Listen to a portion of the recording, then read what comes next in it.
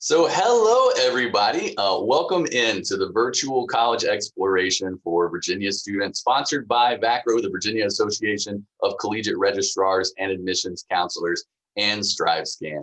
Thank you for joining us today for what promises to be a very exciting panel on gaming your way through college and esports. Really excited to hear about this. Just a few housekeeping announcements before we get started. Your camera and microphones are off, so the panelists cannot see or hear you, but you can use the Q&A button on your screen to type in your questions. Any questions that you have that you would like the panelists to answer, use that Q&A box at any point during the presentation, and they will be able to see and respond to your questions. As a reminder, this is just one of many different sessions that are happening, so be sure to check out the full schedule at strivescan.com/Virginia. This presentation is also being recorded and will be available within about a week at the same website, strivescan.com/Virginia. So without further ado, I would now like to turn it over to our presenters. Good afternoon, everyone, and welcome. We're so happy to have you come out and learn a little bit more about our institutions and the gaming. So let me get my screen shared here and we'll get started. Okay, so we are going to be going through esports today. We're going to talk about your opportunities with esports, both in college. We're going to learn about some careers in esports, and we're going to learn about everything there is to know about esports. It's going to be a great opportunity for you to interact with some esports experts today. So just so that we are all on the same page, I wanted to just cover what is esports in the collegiate world. So esports is just simply competitive gaming. There are games from a wide range of games. You may have your favorites. You may be playing multiplayer games. You may be playing individually. Some of you just play games for fun. Some of you may be out there looking for sponsorships and participating in competitions, whether they're local or from all over the world. So gaming is a big part of the global environment today in the global market. And we wanted to be able to give you some information about all of that. So we're going to start off today and talk about the esports market. We're going to talk about what the future holds for esports. We're going to talk about ways for you to get involved and get your high school or your college, get involved in your high school, your college, or your community. We're also going to talk a little bit about how you can be recruited to play games and participate in gaming at the collegiate level.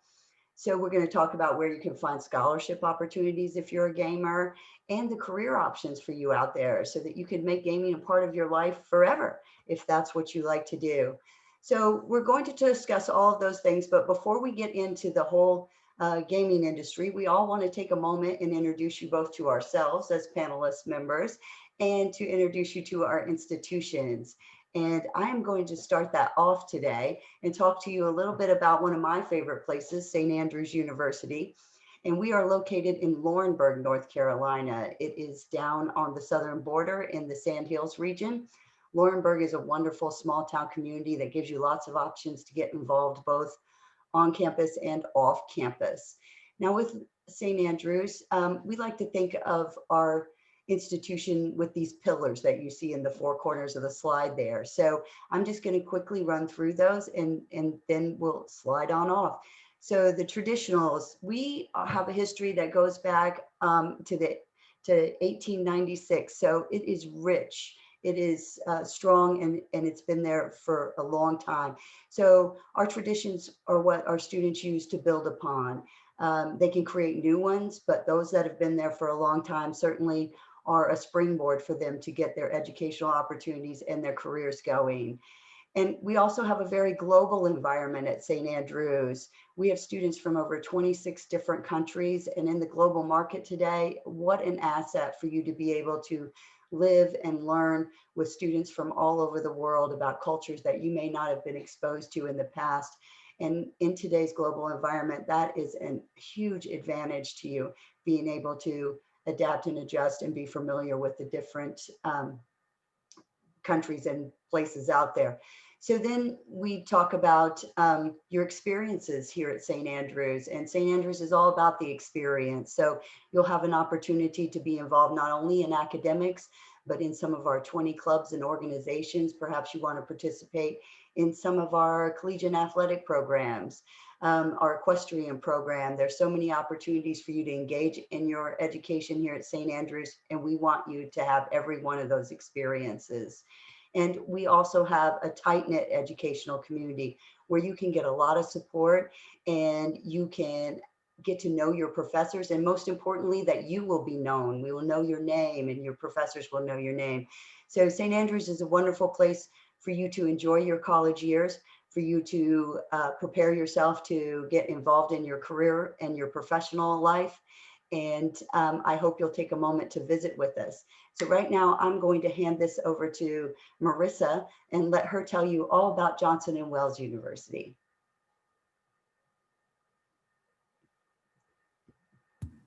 Hello, thanks Denise, and hi everybody. My name's Marissa Marcy, and I'm a regional admissions rep with Johnson & Wales University. Oh, and Denise, can you advance the slide a couple down to the JWU part? It looks like, are you guys all still seeing the title slide right now? Yeah, so I think if you can go back and either do page down or start the slideshow. But I'll keep on talking while you get that going. But again, Johnson & Wales University, I love Johnson & Wales so much. It's very different from any other college I had ever seen in all my life. We have two beautiful campuses. We were founded up in Providence, Rhode Island, up in the northeast part of the US, way back in 1914. So we have a long history, a beautiful tradition. And then our newer campus, perfect. Thanks, Denise. Our newer campus is in Charlotte, North Carolina. They're both amazing places to go to college. We're right in the heart of the cities of both of them. And it's really cool because Providence is a capital city. They actually call Providence College Town, USA, because there are more college students there per capita than any other US city. And then Charlotte is an amazing city. It's the second largest financial district in the whole USA. So again, very happening places. In fact, in Charlotte, if you've ever been there, we are literally right by Panther Stadium. You could toss a football from one of our dorms and hit Panther Stadium there. So two campuses, it's one university though, and we have about 12,000 students if you combine all together. Beautiful diversity. They come from all 50 states and about 78 foreign countries. So you'll see people of every size, shape, color, background at Johnson & Wales. It's a very welcoming, very inclusive community. The one thing that I'd say the most common trait all of our students share though, they're really go-getters. They want to succeed and make something of their lives.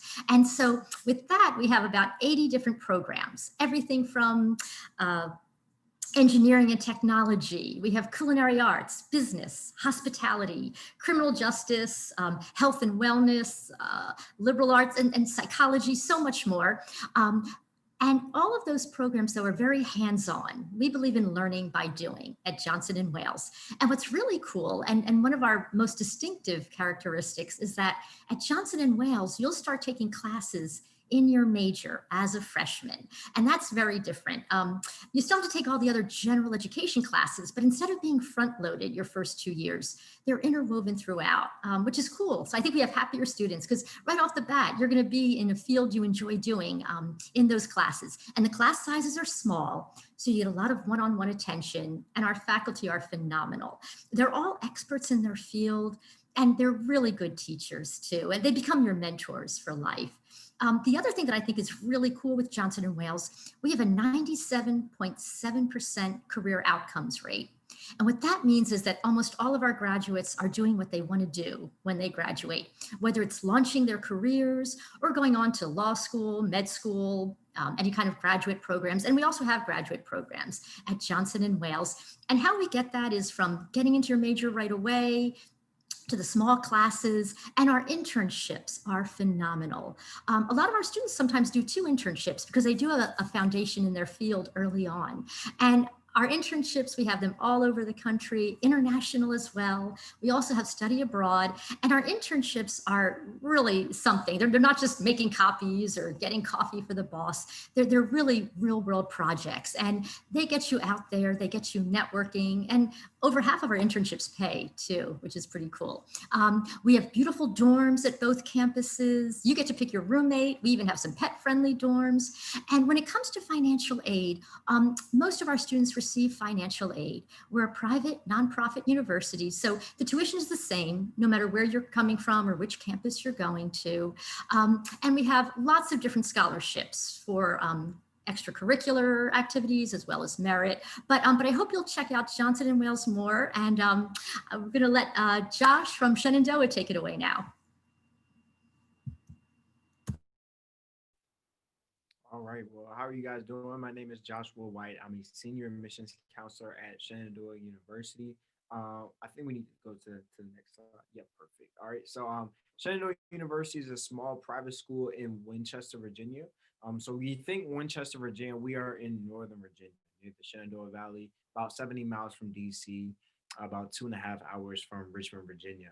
When you think small university, all right, Shenandoah has an 11-to-1 student to faculty ratio, and the average class size at Shenandoah is 20 to 15 students. So if you're looking for that very intimate, very personal experience with all your professors, that is Shenandoah University.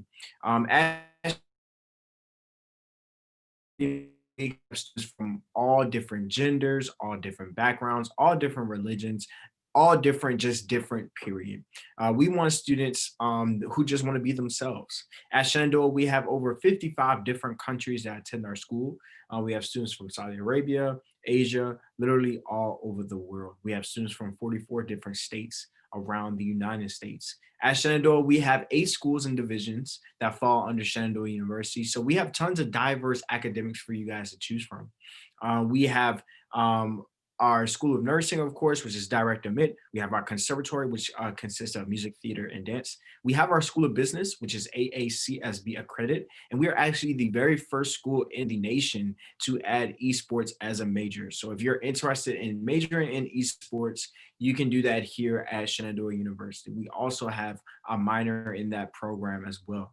At Shenandoah, we have 22 NCAA Division III teams for you guys to choose from. So if you want to continue your athletic career, whether it's football, volleyball, softball, or many other sports as well, we have tons of athletics for you guys to choose from. We compete in Division III athletics, which is a part of the Old Dominion Athletic Conference. We actually have the largest Division III indoor facility in the nation. All right. So at Shenandoah, we do a lot of cool things for our students and for our freshmen. At Shenandoah, we have a great I Am Learning program. And what that is that every student that comes to Shenandoah receives a MacBook Pro, an iPad, and an Apple Pencil. We do all of that for our students because we want you guys to be on an even level playing field. At Shenandoah, we have over 90 clubs and organizations for you guys to get involved, to get going at Shenandoah. We work on rolling admissions. So if you guys want to apply, you can apply today, this weekend, whenever you want to. We are test optional at Shenandoah University as well. And the only main things that we will need is just your transcript and your application.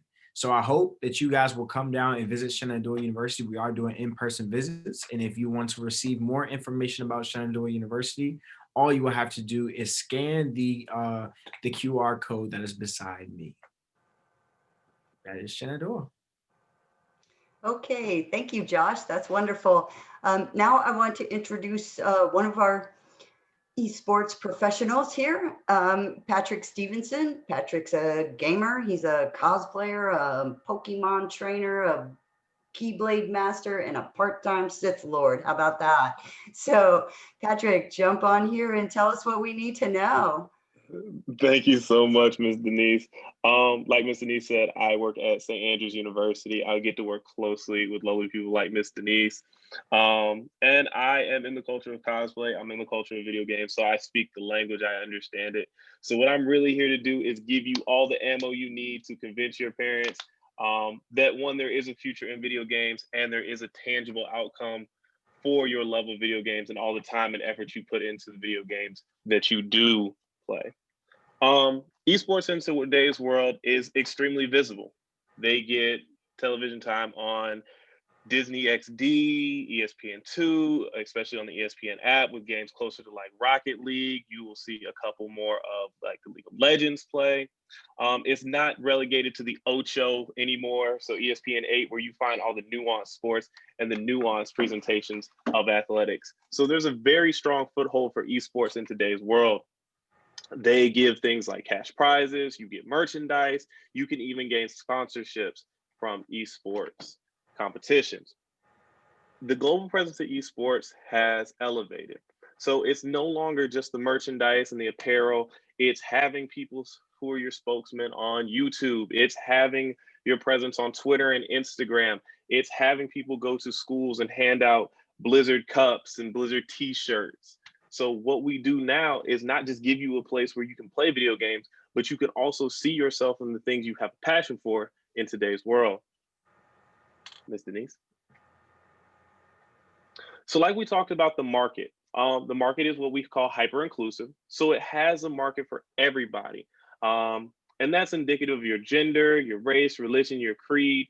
And there we have some video games that include some of these different nuanced spaces where you can see yourself in the video games that you love to play and even indulge in. It's the fastest growing market internationally. So there's always a space for one, esports, two, technology in the field. Every business you will go into from this point till the time, I guess, cars start to fly and the Jetsons roam the world, will have a technology basing in it. And they need somebody who's able to, one, navigate that technology, and two, is familiar with that space. Therefore, there's always a space for the kids who thought video games were cooler than going outside to play. Ms. Denise? What is our outlook for the future of esports? Esports is here to stay. Video games are here to stay, and what we call quote unquote nerd culture is here to stay. That's everywhere from books to magazines to television to literature. To this day, 4 in 5 US households have a console, and that's just one console. That's not considering if you have a dad and a son who have a console, if you have brothers or sisters who also have consoles. That's just one console per household. And we consider that in all paraphernalia from Game Boys to consoles to PC gaming devices. Ms. Denise? Opportunities in high school. So a lot of students will ask me, Mr. Stevens said, how do I get an esports team at my high school? How do I get my principal or my coaches to see the value in an esports team? One, it builds diversity. You don't know what Title IX is. Title IX is the conversations we have around having sports based for both genders. Esports allows both genders to be involved, so male and female, and everything in between, as well as a widened perspective of college opportunities. So when you apply to a college, they'll say, hey, well, what did you do in high school? First thing you can say is, I started an esports team at my school. We were X amount of successful, or we grew in such a way. It expands your marketability in job fields. You know, when you go in to apply for a job, they ask, what sets you apart from the guy sitting right next to you? I started an esports team in my high school. We were successful.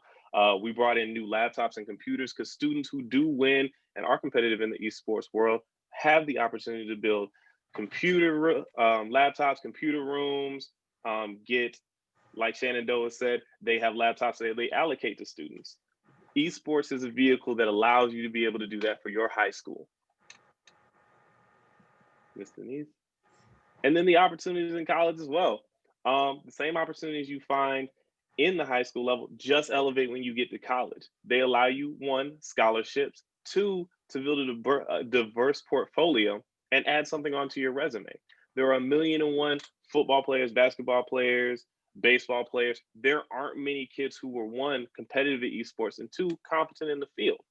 So those are the opportunities that esports allocates for students as we see it in the college and university setting. Okay. Thank you, Patrick.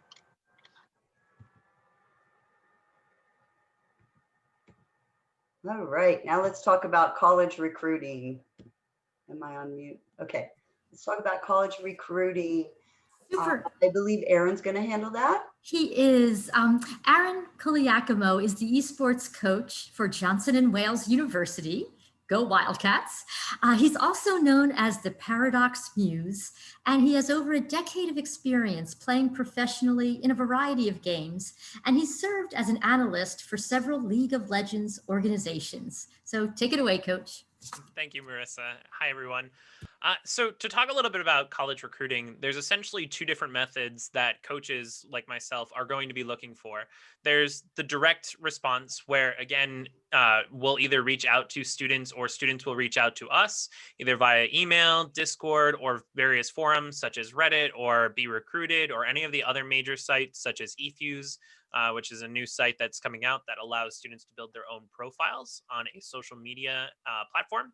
And then you also have indirect recruiting, where again, I'm always looking at high school programs that are currently competing. I'm looking at, Stay Plugged In, Play Versus on those various websites, and I'm keeping track of how students are doing in these various high school competitions. So again, any of those competitions that I find, either again through Discord and Reddit, on those multiple forum sites, or ones that I find on, say, Play Versus, eFuse, and any of these other social media platforms, Battlefy, AVGL, I'm going to then reach out to those students, or again, you might be reached out to by various coaches and be recruited for the universities. The most helpful thing that you can do as a high school student is to create a resume specifically for gaming. So again, any information that may be relevant to a coach like myself needs to be in this resume, such as your current rank for your particular game, maybe your SR if you're working with Overwatch, if you're Diamond 2, Diamond 1 in League of Legends, any accomplishments that you might have done. Again, we have students that we're currently recruiting that were in the large Fortnite tournament or the Fortnite World Championship. So again, any information on how the student finished there or how you finished in that tournament will be helpful for myself, or any other experience, such as what Pat said earlier. If you started your esports program on campus, that shows me that you have some leadership, and that's a good quality that we're also looking for when recruiting these various students. In that resume, also, you can include links to your highlight videos, your streams on Twitch, your streams on YouTube, whatever it might be, and any other relevant information that will be helpful. And so when you are looking at those universities, there are always essentially two different types of programs, and then again, that nice mix of the two. You have the competitive programs, such as, the well-known ones, Maryville, UCI, the ones that are always winning those large tournaments that we see.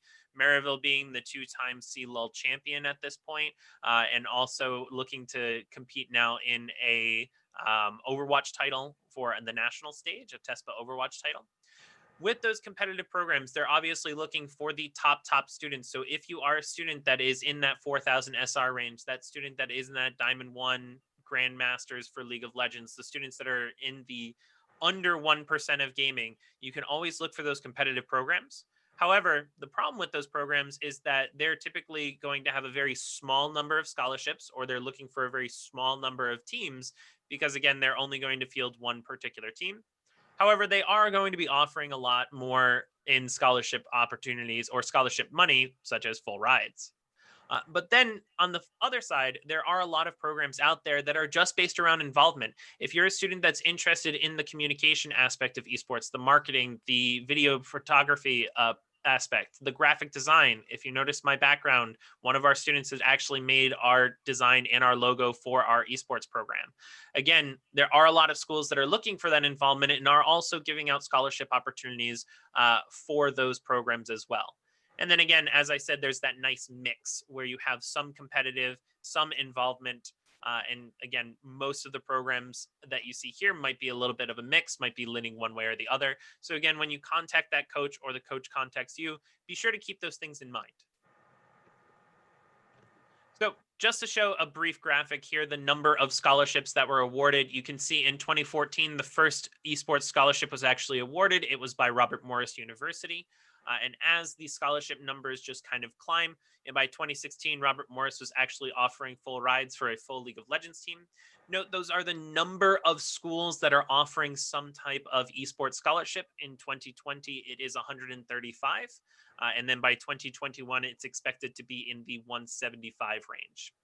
On the right-hand side, you can also see the total amount that was awarded for scholarships. So in last year, over $15 million was awarded to students for esports. So again, it's a growing industry. As more and more schools are looking to add their esports programs, it's only going to grow. So again, let's talk about what the scholarships actually entail. As I mentioned before, the competitive programs are the ones that are looking to win those national titles. They're going to mostly be offering full tuition to a very small number of students. But we've been able to see scholarships as low as $500. Again, those are for a lot smaller schools or schools that are looking for the students to just get involved with their esports program and to bolster that university and bolster their time at that university. So again, it's a very nice range of how those scholarships are actually distributed. Again, as I said before, it's the program that's going to heavily depend on how those scholarships are actually kind of loaned out to those particular students. And also, one thing to keep in mind is how the scholarships are being applied. A lot of universities will actually apply the esports scholarships to their merit-based programs. Some universities, such as Johnson & Wales, we're actually applying our esports scholarships after both financial and merit. That means that the student will get that package, again, whatever financial aid that you may get from FAFSA or other programs. Then you'll get your merit-based, how you've been doing at your university, your transcripts, your leadership, etc. And then you will actually apply our esports scholarship on top of that. So how the esports scholarship is actually applied is really important and a question that you should be asking those coaches when you meet them. And again, the application process, make sure, again, check with admissions. Our process, you have to apply with me before you actually apply to the university. Again, it's going to depend just on the various universities. So getting that initial contact with the coach is important to start with. So again, just to show just a general graphic here, these are the major games that you're going to be seeing scholarships for. What I did is I actually researched all the schools that were giving scholarships. I narrowed it down to find schools that were offering at least 3 scholarships within the particular games, and these were the games that I found. Again, that doesn't mean that you're not going to find scholarships for, say, some of the smaller games. However, now if you notice the major graphic here, it looks at the logos for the individual games and has sized them based on the number of scholarships available. So again, the most scholarships are League of Legends, Overwatch, Fortnite, Counter-Strike, and Smash Brothers, as well as Rocket League. And then you see a lot smaller ones with Hearthstone, Dota. The EA logo is mostly FIFA, Madden, any of the EA games, Rainbow Six, Teamfight Tactics, and Call of Duty. Valorant is fastly growing as a brand new game. So again, if you play any of these games, you will be you definitely want to take a look and make sure that you can find a university that might be offering scholarships for you. So just to talk about the last slide, the major thing that you'll also want to talk to the coaches about and talk to the universities about is the leagues. Again, there are the traditional athletic conference leagues, the Big Ten, the Big East, both have their own esports programs where all of those schools compete with each other.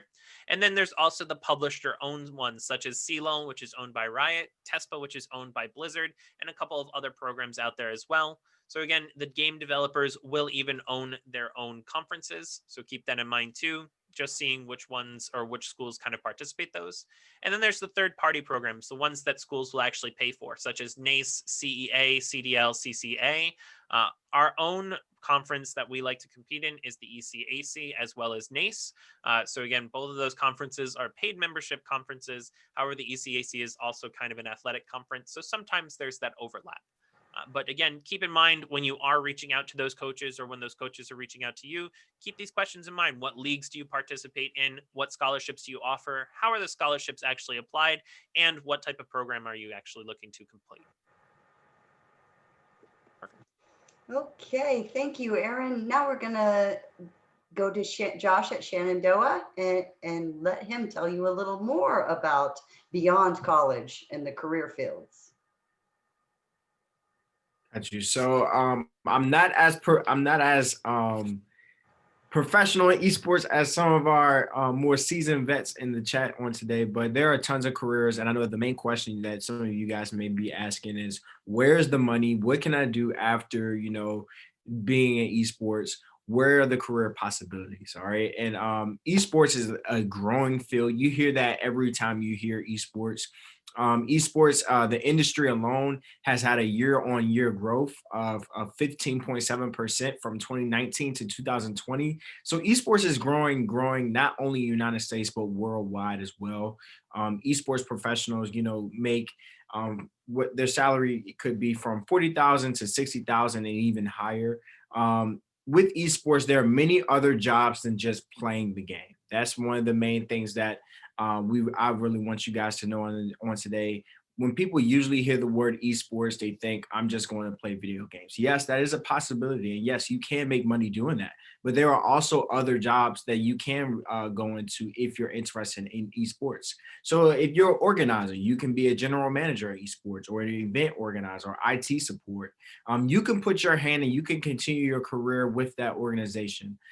There's also entrepreneurship, where that's if you being a web developer or marketing or corporate sponsorship or even business developers, putting your mind to work and creating your own kind of thing. You can also do that in esports as well.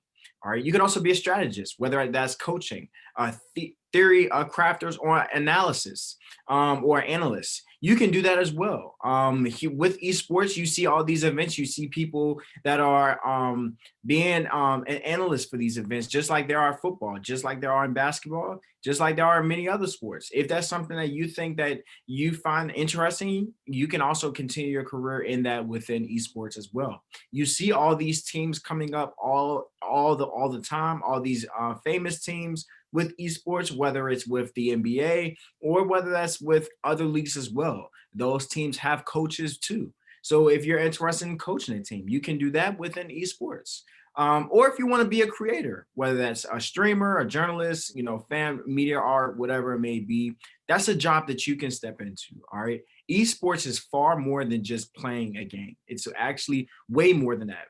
So if you would like to continue your career in that, there are many other jobs in the field of esports. If you want to be on an esports team, or if you're in an esports minor, or if there's an esports major, you can also continue that within esports.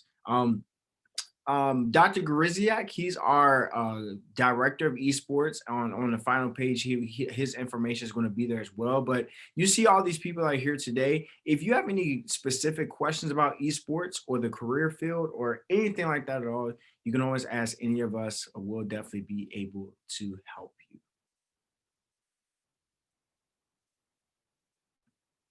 Okay, well, thank you very much, Josh. So listen, we've got a few extra minutes here, and I just kind of thought I'd throw out a question here for our gamers and ask them to tell us a little bit about some of your campus events for gaming and what those are like. So Aaron, would you like to start? Sure, absolutely. So we've actually been hosting a lot of events specifically for high schoolers. We've hosted the Rhode Island Interscholastic Leagues Championships games for both Rocket League, League of Legends, and this next year we're actually going to be hosting it for Fortnite, where again the students can actually compete and come to the campus and be on our lounge. Again, barring everything that's happening right now in the world. But for events that we're actually hosting for our students, we host a lot of casual tournaments for our students. And then we also host, again, a lot of open hours for our particular lounge where newer students or freshman students can kind of come to the arena. This past summer, we were originally trying to create a summer camp. However, with everything that happened, we weren't able to create a summer camp for high school students, but it's something that we are looking to do in the future. Super, thank you. Hey, Patrick, I saw in an email that one of our gaming teams was pulled it out the other day. So tell us about a little bit what happens at St. Andrews in gaming. Yes, ma'am. So St. Andrews is a bit different. Like Coach said, you will have a couple of teams that build their esports teams around a specific sport. We do it a little bit backwards. We just take the kid and figure out what they like. So if you like Smash Bros, if you like Pong, whatever it is, I'll find it for you. But also here we try to get our kids out. We find that a lot of kids don't necessarily get out from behind the screen. So we go to Comic-Cons, we put kids in positions where you have to interact, you know, because I will definitely take you to a Comic-Con and I will definitely make you go have at least 5 kids sign up. So you got to know how to, one, talk the talk, walk the walk, and bring kids in. Like you said, we had a couple of teams we competed against. We beat Full Sail. Our Valorant team is doing well, so we're trying to get that squared away. We are doing very well this season. And when you look at the St. Andrews campus, it's our eSports lounge. And like Coach said, we also have like a lounge outside. So kids who want to watch us compete can watch us compete, like kids and families, and not actually be in the eSports facility. So we're excited for this upcoming year and this upcoming season. Super. So Josh, what's going on at Shenandoah with gaming? So we've done many events. Our most recent event here at Shenandoah was our homecoming event, since we weren't able to have an NCAA tournament, actually NCAA event with football this year. What we did was we hosted a Madden game between Randolph-Macon. So it was eSports Madden game between Randolph-Macon and Shenandoah University for our homecoming game.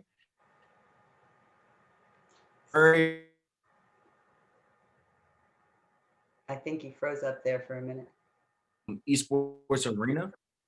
So we do major things, many things with esports. We turn on events here with esports. We've been to Baltimore. We have many different esports tournaments with different Division 1, Division 2, and Division 3 teams as well. So we do different events. We play in all the games that were mentioned earlier today. But we also compete in, like I said, your normal games, whether it's Madden, 2K, Call of Duty, and many others as well. Fantastic. So Marisa, do you have a question you would like for them to answer? I was wondering about the time commitment. Does it vary? Is there a minimum or a maximum, or does it just vary from university to university as far as the time that students will devote to esports? Coach, you want to go first?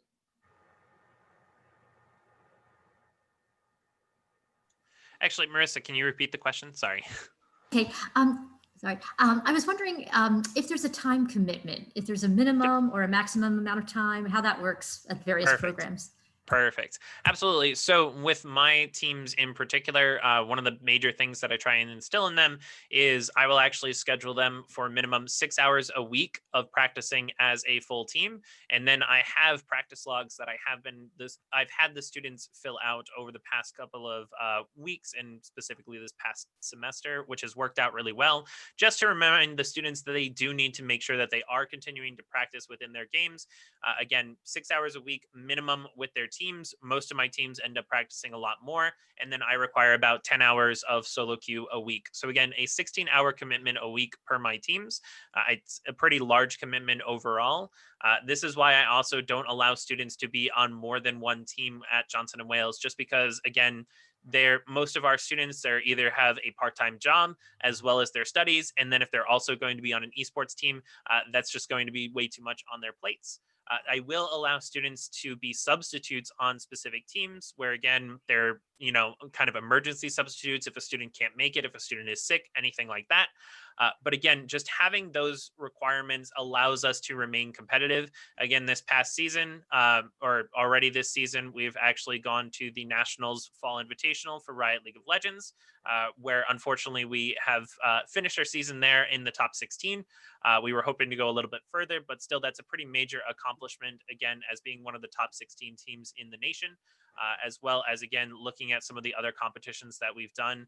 We've won Tranquility, which is an Overwatch tournament that takes into account a lot of teams that are in the 4,000 to low 4,000 range, and for SR.